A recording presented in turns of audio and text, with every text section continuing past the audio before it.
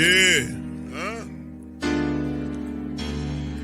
Boogie like Benson, I'm a who that. I'm a who that. Long as I'm living, I'm a who that. Lose or winning, I'm a who that. Sports Coma, yeah, this is where we do that. Where we do that. Where we do that. Where we do that. Where we do that. Where we do that. Boogie like Benson, I'm a who that. I'm a who that. Sports Coma, this is where we do that. Where we do that. Welcome, welcome, welcome. Somebody please better help. Running this thing like elf. I thank God every day I'm not a felt. Go to YouTube Live with Big Q and the guys. If you ain't ride or die, the bandwagon get flipped. Been marching in, that was way for the ring. I was yelling out your shame for the championship. Bucking on town, duck down.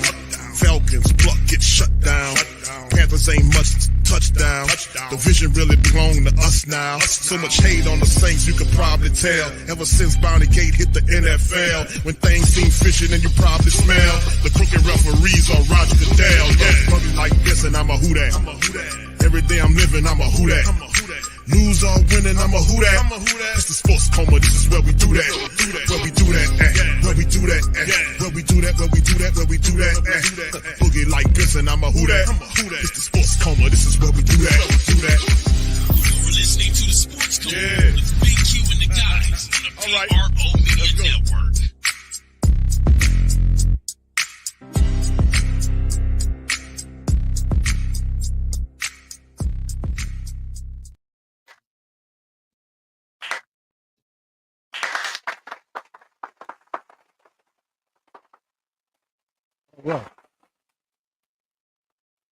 All right. Shout out to the mighty Who Dat Nation, man. We in this thing, Sports Coma, representing, like I've been saying for a long time. Welcome, welcome, welcome. You're now rocking with the Sports Coma with Big Q and the guys, where we have intense, entertaining, educating, and enlightening sport talk from your favorite sports fam. What's popping, fam? Appreciate y'all. Hope y'all have a fantastic weekend this past weekend, man, as we continue to kind of go about our time, man. And listen, we got roughly to the middle of July before we start getting into some Saint related content, insofar as the Saints did sign a couple of defensive backs, Rod Teamer and McCain, a couple of cornerbacks several days ago, which is a positive. The Saints trying to have a little depth in their secondary. That's a very positive thing, but we won't see some of the rookies report until mid-July. And then maybe about 4 to 5 days later, I think, then the veterans start coming back to camp, and it'll be late July. But right now, man, listen, a lot of stuff to talk about on this episode of the Coma, and this show's entitled Saints Playoff or Bust in 2024. And this article comes directly from NFL.com's Adam Rank, who writes this article and kind of talks about this. Give me a kind of a bridge here to kind of talk about the playoffs or bust, because let us not forget why we're here. In terms of the New Orleans Saints, we're here because in terms of what we need to do this upcoming year, with all of the changes to the offensive room and the mindset overall for the team and Dennis Allen going into this year, it's playoffs or bust. It's no doubt about it. There is no future for Dennis Allen as a head coach if the Saints don't make the playoffs beyond this year. Really, he should have been fired last year, but Mickey Loomis refused to do it and took a lot of bows and arrows and pressure from the Who Dat Nation. He got severely thrashed. You see how he looked during the end of the season. Pressers totally discombobulated, talking out of his mind. But that's what pressure does you. But I don't anticipate him doing that this upcoming year. With the cap restrictions happening with the Saints over the next 2 years or so, we're at a precipice where the Saints have to get up off the schneid, man. They have to make a move or get up off the schneid. Bottom line, it's no ifs, ands, or buts about it. So it's definitely a playoff or bust situation. And I've seen many articles that talk about hot seats, and they obviously put Dennis Allen firmly on the upcoming hot seat, and they're right to. We need a playoff. It's been 3 years of 9 playoff football in the city of New Orleans, and it's time for that to stop. Dennis Allen has all of the resources in the world of the Who Dat Nation. We've shown up to inferior and half-assed football over the last 3 years. And I think the family members are finally feeling like enough is enough. Y'all have to step up and show some stuff and handle business and be accountable. And they're talking the talk. Well, anyway, Dennis Allen is talking about accountability. You heard Mickey Loomis talk about it a little bit, and several other of the top decision makers are saying the right things. But will that translate to success? If that verbiage or that mindset is entrenched within the team, and the Saints move forward, and they keep that in their minds, I don't see why they can't manifest success in this upcoming year, as long as accountability and attention to detail is firmly entrenched in the mindset of the team. They will have success, but not without it. So anyway, let's get off into this article, fam. I'm gonna try not to keep y'all too long on this episode. Stated, and this is of the article from NFL.com, is New Orleans Saints playoffs or bust in 2024. Derek Carr, Dennis Allen must end dry spell. And this covers quite a few things, but in the end, I agree. I think this is definitely something that they have to figure out. So anyway, members of the Saints organization, the Saints supporters around the world, and those who still get a kick out of watching Seinfeld reruns and seeing George Costanza mention the legendary Fozzie Abear.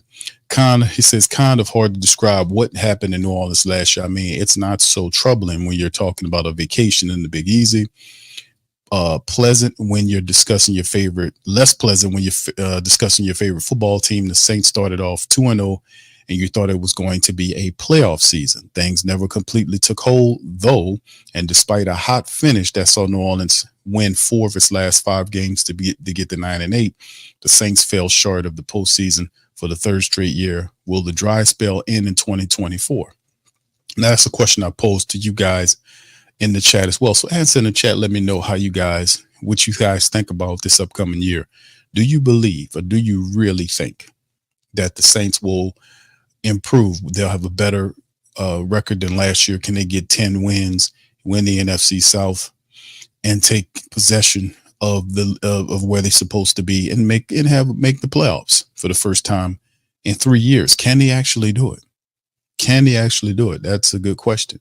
So anyway, let's get into it. The 2024 Brain Trust head coach, if you want to call it that, Dennis Allen, general manager Slick Mickey Loomis, offensive coordinator Clint Kubiak, defensive coordinator Joe Woods, and special teams coordinator Darren Rizzi are the top decision makers of each particular group. Roster reshuffling.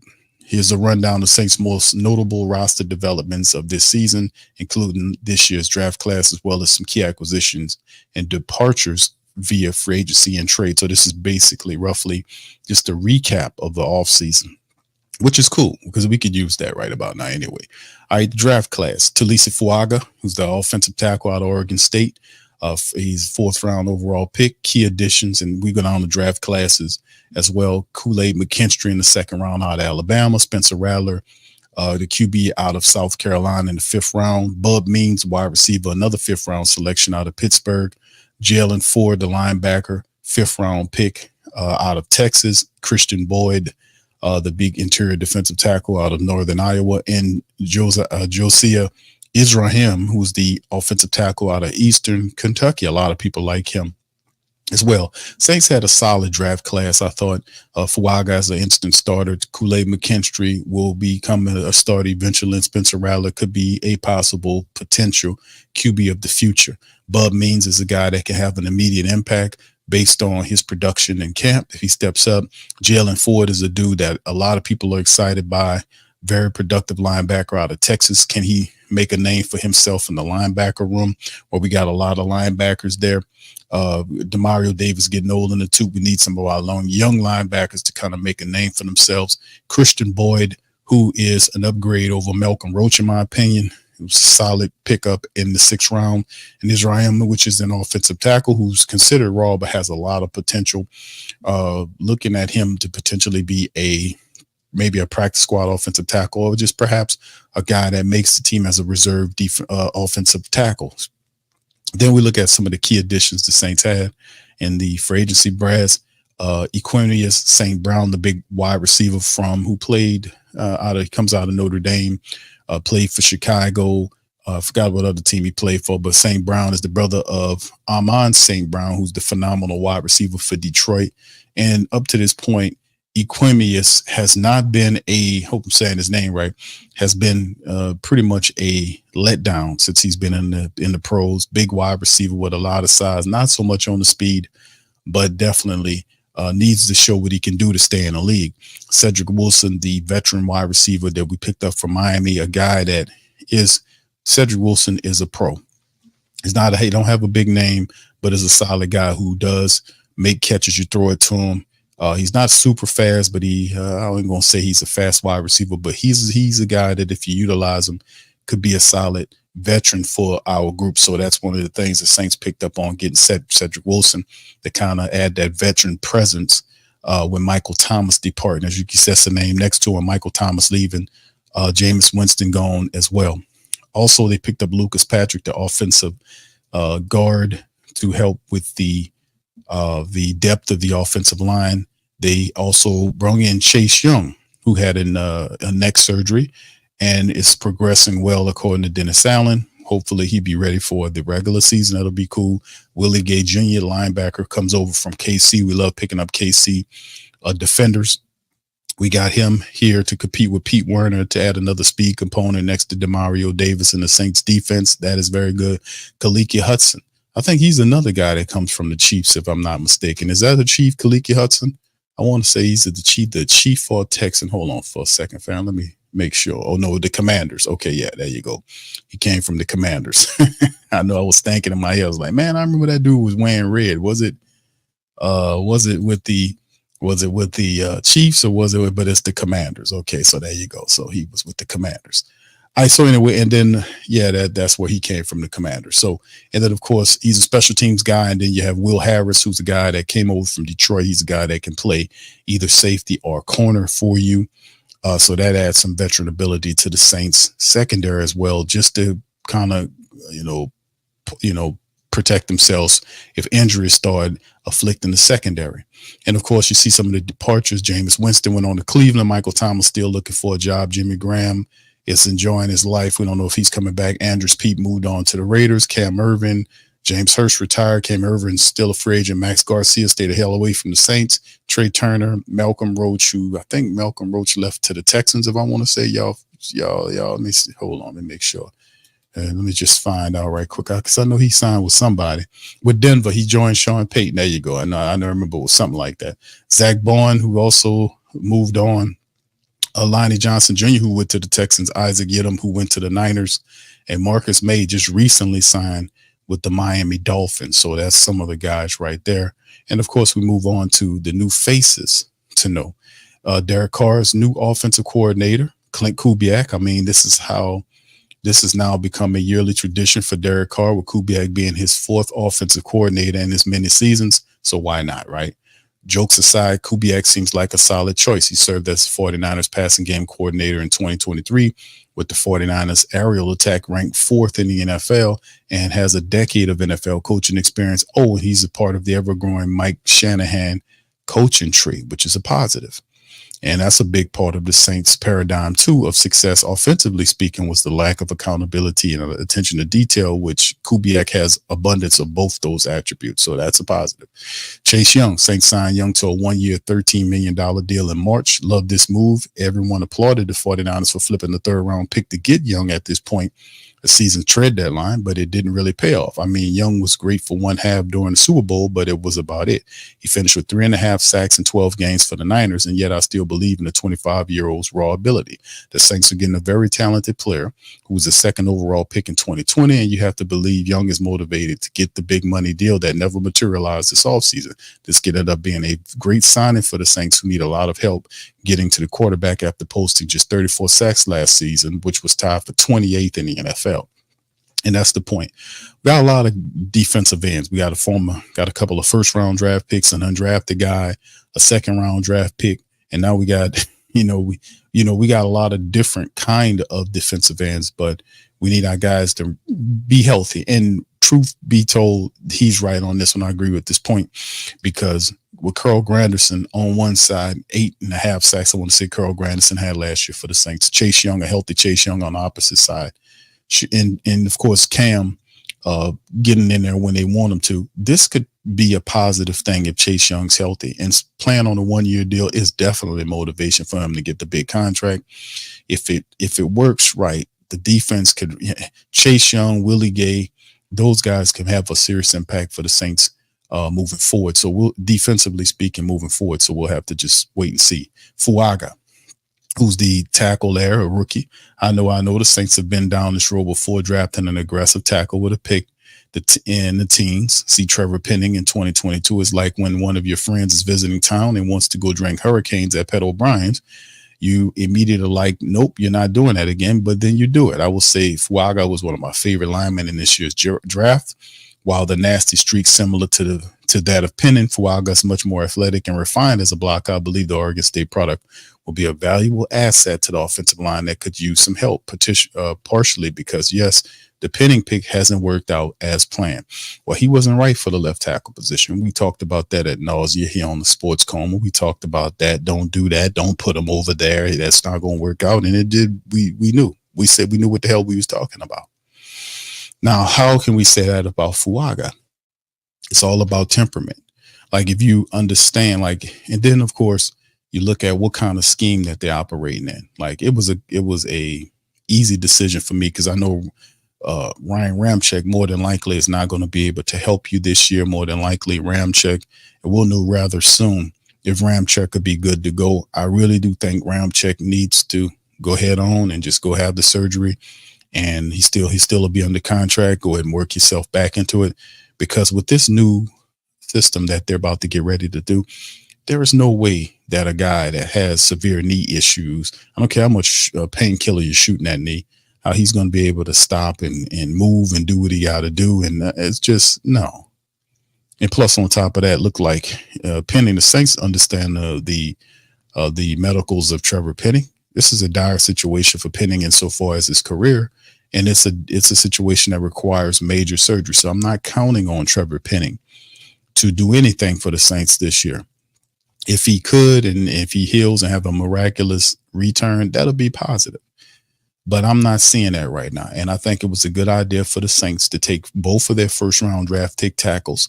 Fuaga, who just got drafted, you put him at left tackle. Penning, who crashed and burned at the left tackle position.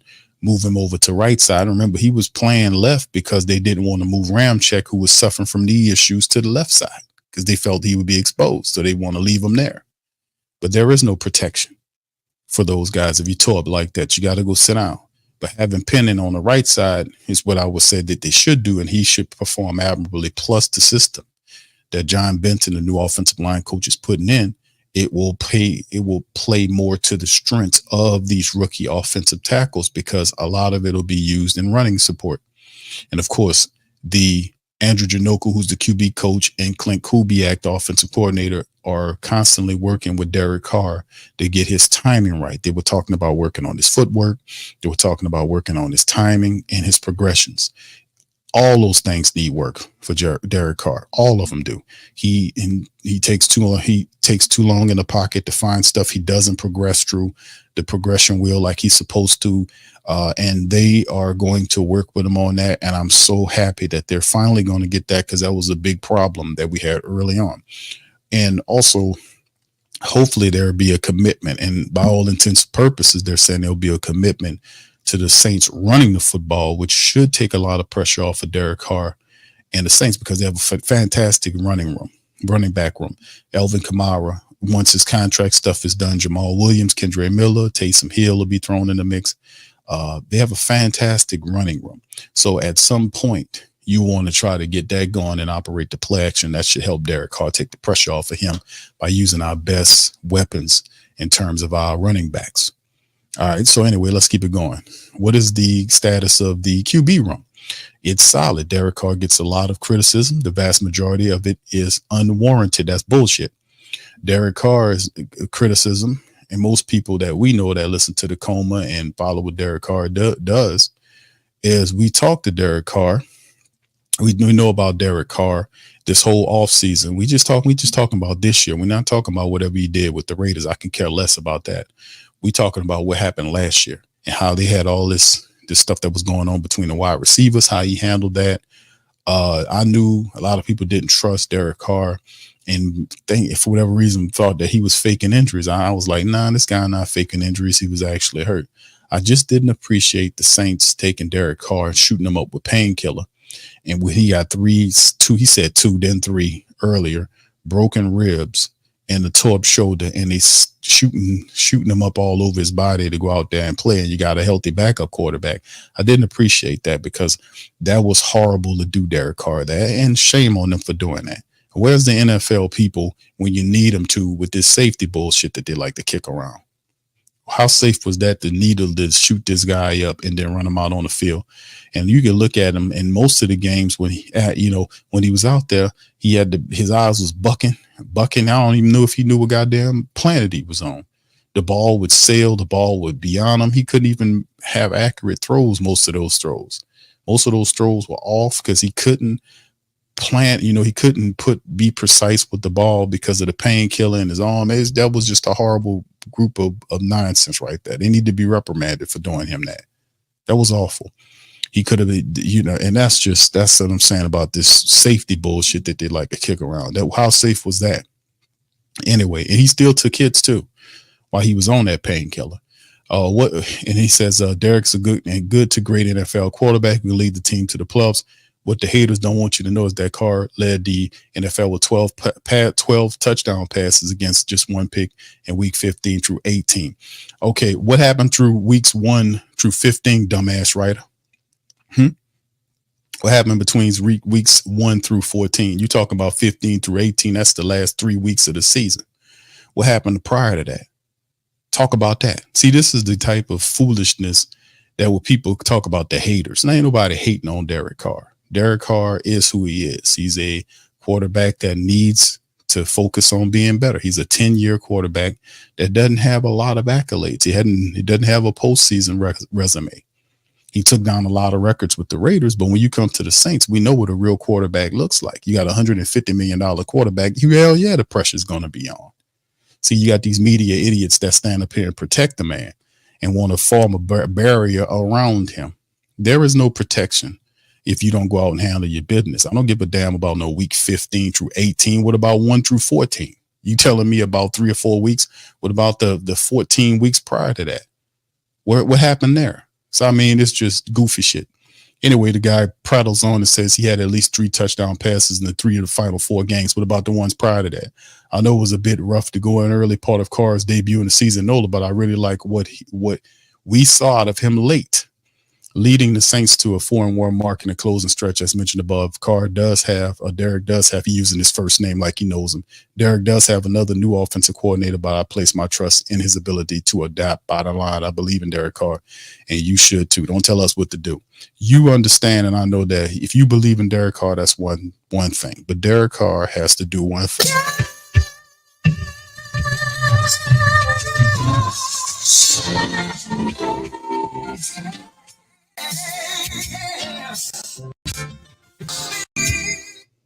So that it is. That's one thing that Derek Carr is going to have to show. He's going to have to step it up. And last year, when we talk about his adaptability, he didn't adapt until the last month of games in the season. And that's like several months. Prior to that, he didn't really get it into the last month of the season. And by that point, it was too late. It was far too late. And then, of course, I don't put all the blame on Derek Carr because Derek Carr was playing hurt, I believe. I didn't like the Saints doing that to him. They didn't have a steady running attack. In many games, they was trying to put the pressure on Derek Carr to win games. And a lot of the games, Derek Carr didn't know the system well enough to win games for the Saints. When he got hurt in the Green Bay game, it just the bottom fell out. Everything went to hell in the handbasket and off the next games, and it was crap. So yeah, it's like, dude, I believe in Derek Carr. That's good for you, pal. Good for you. Most important, most people don't even watch all the games, by the way. Most of these guys don't even watch all the games. All right, most important non-QB, Alvin Kamara. Kamara left minicamp due to a contract dispute. I'm not sure what leverage the running back has, considering he's entering year 8, fresh off at least the least productive season with career lows in rushing and scrimmage yards. Not to mention he already boasts the second highest salary at the position. To be fair, Kamara earned $15 million APY After all, he's one of just 4 players in NFL history, at least 5,000 rushing yards and 4,000 receiving yards in his first 7 years. Another one of those 4, Christian McCaffrey, who played under the direction of Clint Kubiak last year. You see where I'm going with this. Kamara needs to be in camp and ready to go at the start of the regular season if the Saints are to flourish in 2024. No disagreement on that. Absolutely not. But once again, Alvin Kamara was suspended several games because of the issue the year prior in Las Vegas. But then he came into the year and he came in there ready. And then the issue was the Saints could not produce a steady, consistent offensive line in terms of the play to be able to take advantage of Alvin Kamara's talents or Jamal Williams or anybody's talents except for Taysom Hill when he turns into a running back when he's back there as a quarterback. So that has to be changed. That has definitely changed. The running attack has to change. And I do think the Saints will get the Alvin Kamara contract situation handled. I don't think that'll be something the Saints will have a problem with. They know they need Alvin Kamara ready for the season. And I think they understood that there wasn't going to pay Alvin Kamara $20+ million coming up next year. So it'd be both beneficial for both parties if they come to an agreement and get a 2-year extension added on to Alvin Kamara's deal. And I personally think, me having faith in Kamara, and you should too, that Alvin Kamara is going to have probably the best career of his, season of his career, rather. I think that happens. And then, of course, is the fantasy take. We don't care about that. Then the 2024 roadmap, 3 key dates, the week 2 matchup against Dallas at Dallas. Both franchises feel like they can go either way, make a strong run to the playoffs, or maybe just regress and crash. These next, and of course, the 4 games. That's big. The 4 games that New Orleans Saints will open the season up with, well, not so much 4, might as well say 5 games. Well, you open up with Carolina. A lot of people think that's going to be a win. No games are given, but the Saints should be able to win that contest. No disrespect to Carolina. But then the rest of the games they have with Dallas and, and all these other teams, KC in the mix, that's going to be intriguing because you're tested early and you don't want to find yourself in the hole early in a season. That could be problematic. So the Saints will have to watch that. Week 7 is a Thursday matchup against Sean Payton and the Denver Broncos. And Payton, for the first time since he left, comes back to the Superdome in primetime action. It's a good revenge game. And the Denver Bronco team is a young team. They have a rookie at the quarterback helm. And the guy, even though he's a rookie, he played a lot of college ball, kind of maxed out in college, very smart. I could see Denver a little further ahead in development than what I was seeing like last year. Sean Payton has a quarterback that he likes. He got his running backs together. He had his wide receivers. So this team feels more like Sean Payton. Last year, he was kind of cleaning and thinning out people that didn't get with his system, that wasn't jiving and vibing with what he wanted to do. And the Broncos this year feel more like Sean Payton's squad. So how will they perform when you get to week 7? So hopefully the Saints defense will be firing up on all cylinders to be able to get back there and knock the rookie on his behind. And hopefully our offense at week 7 should be flowing. We should be flowing. We should be catching and moving and grooving by week 7. We should know what we be about. Our defense should be stopping people, and we should be getting steady wins by week 7. By week 7. And of course, week 17, the Las Vegas Raiders, like Peyton, Derek Carr gets his first opportunity against his former team again, a revenge game. And I think Derek Carr will be on his game for this game, and he will beat the Raiders. Now that's Antonio Pierce's club. They still got a lot of stuff that's not right with them, you know what I'm saying? But in the end, I think in week 17, the Saints should be able to beat the Raiders, man. And I think that'll happen. And of course, for 2024 to be a success, the Saints must A, win the Super Bowl, B, make the playoff run, C, earn a playoff berth, D, finish above 500, or E, show progress. And look what he picks. And I want y'all to put in the chat who y'all pick. Now, this is a good mixture. Win a Super Bowl, which would be nice, but I don't know if that happens. B, make a playoff run, and C, earn a playoff berth. It to me is right in the same area. Getting a playoff berth and getting a win. But getting the playoff berth, the bar is so low here that just getting the playoffs, getting the team to the playoffs will save Dennis Allen. The bar is set so low here. So a playoff berth should be a good enough, and make Luma's eyesight, not being that he gets a playoff berth and win a playoff game. He just wants them to justify getting them to the playoffs. That'll save Dennis Allen's job. And finishing above 500, that don't mean anything because you did that last year and it didn't get you anything. And then show progress as you show a one win more.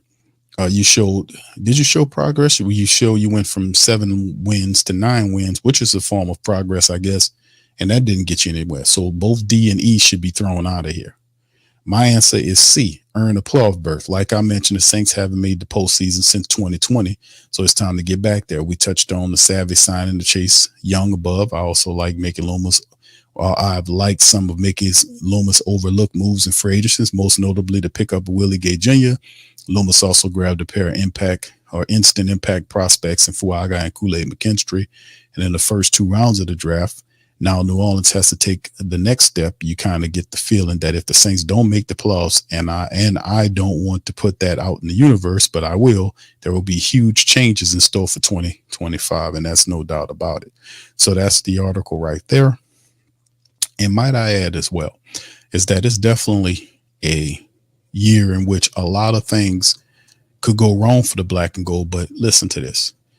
The issues that the Saints had from last year was not being accountable offensively in terms of fixing and reacting when you're supposed to react. That has to change. If there's issues going on or if guys are not on code, that can't happen. If guys are not doing what they're supposed to do and they're not playing like they're supposed to be playing, you can't be afraid to pull the trigger and remove those guys and put somebody in there that will do what they're supposed to do. Remember, no one person is bigger than the team. So that's something going forward that we seen last year that Dennis Allen did not implement when Pete Carmichael was on the other side crashing and burning with the offense. He didn't go over there and put no pressure on him. He didn't tell him, hey man, switch up your off, let me go over here and switch up the play caller. Maybe I can let Ronald Curry, who was at the time the QB coach, let him call a few plays, Pete, and see if the offense gels under his guidership. Let's see if we can make a few tweaks and changes here. He didn't do none of that. Then at the end of the year, when they failed, then he just fired Pete Carmichael, which was stupid. He can't follow that same mode. He can't follow that same mode. He can't follow the same mode of just letting the offense be. So this year, if the offense starts to struggle, he has to be over there talking to Clint Kubiak, asking him if he needs any resources, if they need help there or whatever they got to do. You got to be able to stay on them. You got to stay on them. I anticipate that this version of offense will be better than last year because you most simply, I guess you can get worse, but the way the Saints offense struggled early on and took so long to get going, by the time they finally did get going, it was too late. It was all done. But the thing is, running the football, it sounds very simple. And I think they do have the key decision makers and the people, offensively speaking, to do it. John Benton is a smart dude, Andrew Janoku, Clint Kubiak, Coach Williams, the wide receiver coach, the running back coach. All these are phenomenal coaches that have the similar or same mindsets. They're down to business, no nonsense characters. And that's what we need offensively speaking. That's because they understand that there is no long life football wise in the city of New Orleans if they don't get this team to the playoffs. Right. But that's the bad part about it. Right. That's the negative part. The positive part is they actually, if they implement the things that we talked about, like Dennis Allen kept saying over and over again, attention to detail, stuff that he didn't even say. He said none of that last year. Attention to details and being accountable. Those were things that he was just competitively kept saying over and over again. And we've been saying this stuff and they finally got it. We kept bullhorning it into the universe and they finally got it. But is that enough to get the team over the hump and into the playoffs? Where they had 9 wins last year, if they were more accountable and had more attention to detail, they would have had at least 11. The Green Bay game would have gave you 11 or 10. If you're on code and you run out the clock, you beat that team. So, like I said, man, that was the bad part. That the offense has to get going, but how long does it take?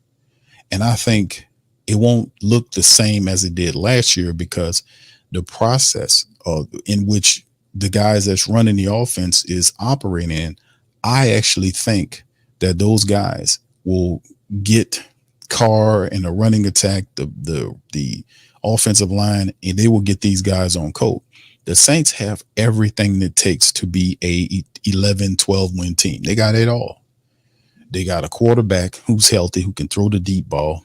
That if Andrew Janoku and Clint Kubiak work on his footwork, work on his progressions, work on his timing, and get the ball out of his hands and get him to see the right stuff, he'll have success. I'm not looking for Carr to have a Brock Purdy year like last year when Brock Purdy threw for over 4,200 yards. I'm not looking for that.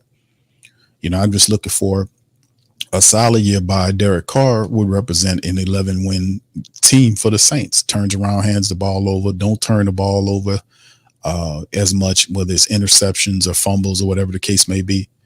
And injuries will play a part of it as we get into the season because we always have that. But the Saints have a good mixture of depth in different rooms. Now, the wide receiver room, when it goes beyond our top three guys, gets a little sketchy because we don't know what we're working with. We'll find this out when we get in the training camp, how that looks. The tight end room with Juwan Johnson dealing with an injury, how does that look? And Saints did sign a tight end that nobody knows, just mainly come in there to be a blocking tight end until Juwan Johnson get back. But a lot of interesting looks for the Saints offense this year. How fast can they get that offense good? Well, listen, the first month of games, they don't have a lot of time. And they usually take right around a month, 4 games or so to figure out what you got going on. A month worth of practices and live football games usually get your offense in the right mind and got them pointed in the correct direction to get, a feel of what they're doing. So that's a big part of it, man. And I just think that Clint Kubiak, Andrew Janoku, and the other guys will get the Saints where they need to be. The defense is a whole other thing. I think the Saints defense is going to improve based upon if guys are able to step up. Willie Gay beats Pete Werner out. Chase Young is healthy. Everybody's good in secondary. The Saints defense could be a top 5 unit next year. This upcoming year. And the truth of the matter is, the crazy part about it, so can the Saints offense be a top 10 offense. They have it all. We get through with Elvin's contract situation. We got Jamal Williams, Kendrick Miller, Taysom Hill back there. I got a high upside for Xander Horvath, the fullback. I think he beats out Adam Prentice. He adds a different dimension to the fullback room that we haven't seen in a while. And like I said, I think the Saints, offensively speaking, if we can pick up the system fast, and we'll be tested early on with these games, because some of the tough games are really early on. If you look at your schedule, it kind of eases up as you get toward the back end of the schedule, but a lot of tough games early on, which could be beneficial. The Saints can get wins against Kansas City early and Dallas early. That can change some things right there. They got Atlanta early. If the Saints can sneak wins against these teams early, that could be big. So it's a lot of ifs in there, but I have a positive disposition about the Saints this year. I think they'll do what it takes to end this playoff spell. I'm going to say that because I think they finally got it right in year number 3. What say you?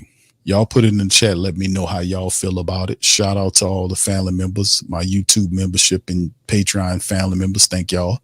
Big ups to y'all. And to the rest of the fam, man, listen, put in the chat. Let me know how y'all feel about this. I know a lot of people picked the Saints to win about 10 games, maybe 11 games. But listen, it's not beyond the realm of possibility for the Saints to change a lot of this fast. I mean, all we needed was accountability and attention to detail. We've had the talent. We needed people that were solid and serious on the offensive side of the ball who was coaching it. Now that we got that, I don't expect nothing but positive things to start popping offensively speaking. I'm going to keep it real with you. We don't have a problem with defense. The offense was the major issue, and I think they got the right people in there. So anyway, with that being said, I'm going to get out on that. Listen, man, I told y'all I wasn't going to keep y'all long. Listen, I appreciate y'all for chiming in the show. Y'all feel free to hit the like button, hit the subscribe button, and by all means, please feel free to share the show on your social media feed. If you listen on X, please give me a retweet. Shout out to my Instagram family, Facebook, LinkedIn, all the family members across the multi-stream universe. Much love to y'all, man. Listen, I'm gonna holler at y'all on the Monday stream, man. And y'all keep y'all heads up. Much love to the fam. Who that? And I'm out. Yeah. Boogie like Benson, I'm a who that. I'm a who that. Long as I'm living, I'm a who that. Lose or winning, I'm a who that. Sports Coma, yeah, this is where we do that. Where we do that, where we do that, where we do that, where we do that, where we do that.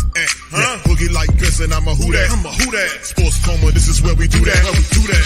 Welcome, welcome, welcome. Somebody please better help. Running this thing like elf. I thank God every day I'm not a felt. Go to YouTube Live with Big Q and the guys. If you ain't ride or die, the bandwagon get flipped. Been marching in, that was way for the ring. I was yelling out your shame for the championship. Fucking on town, duck down. Falcons, pluck, get shut down. Panthers ain't much touchdown.